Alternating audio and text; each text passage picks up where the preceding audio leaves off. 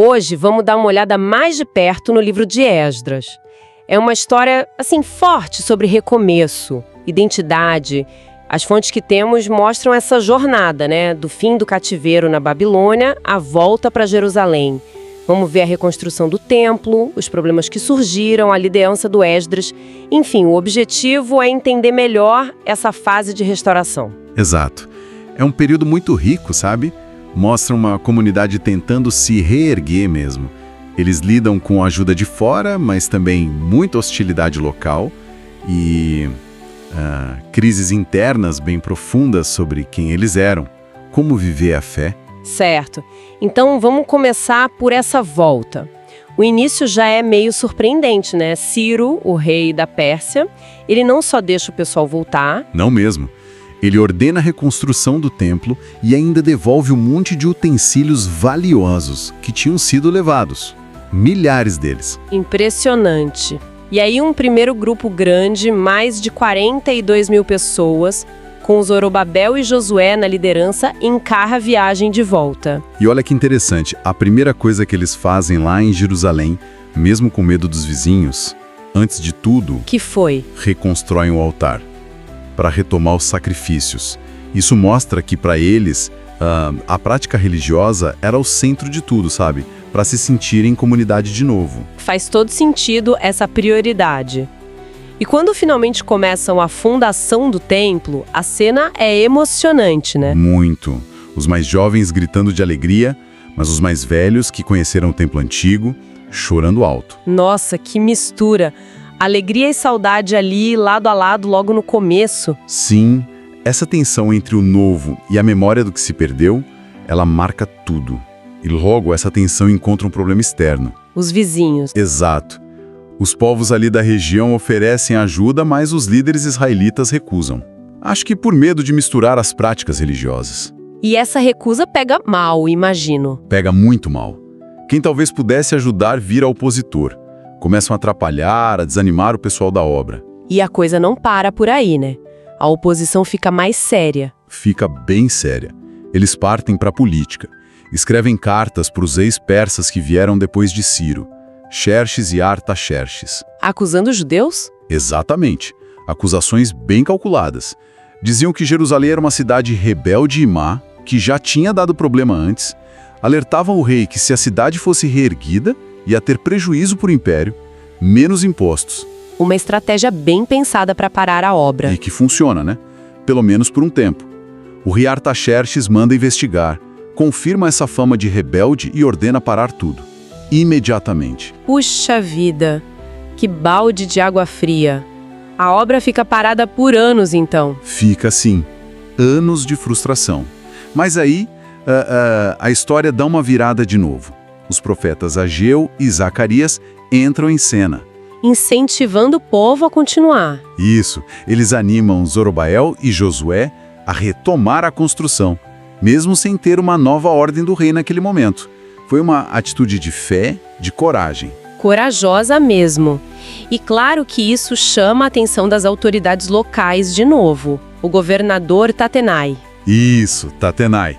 Ele questiona: com que autoridade vocês estão fazendo isso? E escreve para o novo rei, Dário. Parecia que a história ia se repetir, né? Verdade, mas... Mas aí vem a grande virada. Dário manda procurar nos arquivos do reino e, bingo, acham o decreto original de Ciro. Que sorte! Ou providência, né? Pois é. E Dário não só confirma a permissão, ele vai além, manda financiar a obra com dinheiro do Tesouro Real, fornecer animais para os sacrifícios e ainda ameaça com punição severa a quem atrapalhar. Que reviravolta! Total. Com esse apoio aí sim, a obra anda rápido, o templo finalmente fica pronto no 6º ano do reinado de Dário. E a inauguração deve ter sido uma festa enorme. Foi sim. Muitos sacrifícios, representando todas as 12 tribos, e logo depois celebraram a Páscoa, um momento forte de unidade, de celebração depois de tanta luta. Bom, aí passam-se algumas décadas e entra em cena outra figura importante, Esdras. Exato. Esdras não era um líder político como Zorobabel. Ele era um sacerdote e escriba. E escriba aqui não é só copista, não. É um profundo conhecedor, um mestre da lei de Moisés. E ele também chega com apoio do rei, um outro Artaxerxes, certo? Isso, esse rei dá permissão para Esdras levar mais um grupo de exilados, muitas ofertas e, olha só, uma autoridade enorme para organizar a vida lá em Judá, de acordo com a lei de Deus. Podia até nomear juízes, ensinar a lei, punir quem desobedecesse. Nossa, um mandato impressionante mesmo. Quase um ministro da Justiça e Religião. Basicamente. E a carta do rei mostra um respeito grande pela lei judaica. Mas Esdras também mostra sua fé, né? Antes de viajar, ele não pede escolta militar para o rei. Ah, é? Por quê? Porque ele tinha dito que confiava na proteção de Deus. Então ele jejua, ora com o povo pedindo segurança na viagem. É um ato que define bem quem ele era. Que demonstração de confiança. E a viagem corre bem, ele chega e entrega as ofertas no templo. Mas aí ele descobre um problema grave, né? Um problema seríssimo. Os líderes locais contam para ele. Muitos israelitas, incluindo gente importante, sacerdotes, levitas, tinham se casado com mulheres dos povos vizinhos. E isso ia contra a lei. E como Esdras reage? Com choque total. Ele rasga as roupas, arranca cabelo e barba, fica em estado de luto mesmo, e faz uma oração pública fortíssima confessando o pecado do povo. Por que era tão grave assim para eles? Olha, para Esdras e para aquela liderança, era uma questão de sobrevivência da identidade deles. Eles viam esses casamentos como, tipo assim, a mesma coisa que levou ao exílio lá atrás, entende? Misturar-se com outros povos, adotar outros costumes, outros deuses. Era uma ameaça direta à aliança com Deus que eles estavam tentando reconstruir com tanto esforço. Entendi. A pureza do povo era vista como essencial para não acontecer outro desastre. Exatamente. E a confissão de Esdras é tão impactante que mobiliza o povo todo. Eles concordam em tomar uma atitude radical. Que seria? Investigar todos esses casamentos e exigir que os homens se separassem das esposas estrangeiras. O livro termina com uma lista enorme dos homens que tinham cometido essa falta e que concordaram em se separar. Poxa! Separar das esposas e dos filhos também, né? Que decisão dura. O que isso significa no fim das contas? Significa o quão a sério eles levaram essa necessidade de, digamos, purificação. De reafirmar quem eles eram naquele momento crítico.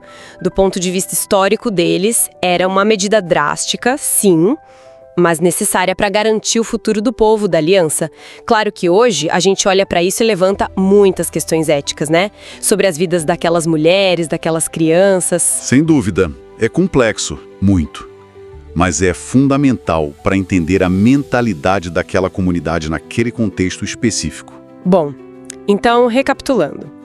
Vimos a volta do exílio com apoio persa, a reconstrução do templo com alegria, mas também muito conflito, a superação da oposição com ajuda divina e imperial. Exato.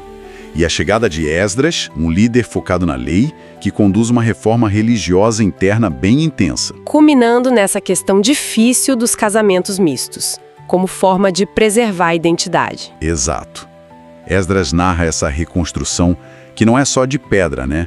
É de identidade, de relação com o sagrado, no meio de muita pressão. E isso deixa a gente pensando, né? Com certeza. Fica a reflexão.